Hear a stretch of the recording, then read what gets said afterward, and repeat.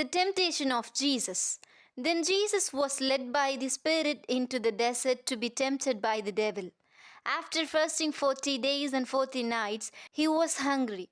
The tempter came to him and said, "If you are the Son of God, tell these stones to become bread."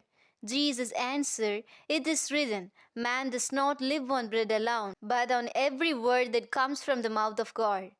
Then the devil took him to the holy city and had him stand on the highest point of the temple.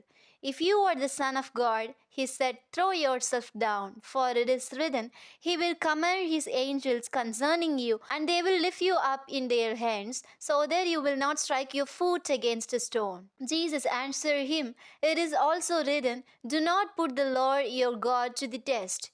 Again, the devil took him to a very high mountain and showed him all the kingdoms of the world and their splendor. "All this I will give you, if you will bow down and worship me." Jesus said to him, "Away from me, Satan, for it is written, Worship the Lord your God and serve him only." Then the devil left him, and the angels came and attended him. Jesus begins to preach. When Jesus heard that John had been put in prison, he returned to Galilee.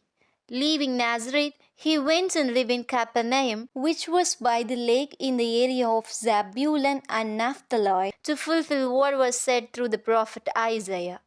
"Land of Zebulun and land of Naphtali, the way to the sea along the Jordan, Galilee of the Gentiles. The people living in darkness have seen a great light. On those living in the land of the shadow of death, a light has dawned." From that time on, Jesus began to preach, "Repent, for the kingdom of heaven is near." The calling of the first disciples. As Jesus was walking beside the Sea of Galilee, he saw two brothers, Simon called Peter and his brother Andrew. They were casting a net into the lake, for they were fishermen. "Come, follow me," Jesus said, "and I will make you fishers of men." At once they left their nets and followed him. Going on from there, he saw two other brothers, James, son of Zebedee, and his brother John. They were in a boat with their father Zebedee, preparing their nets. Jesus called them, and immediately they left the boat and their father and followed him. Jesus heals the sick. Jesus went throughout Galilee, teaching in their synagogues, preaching the good news of the kingdom, and healing every disease and sickness among the people.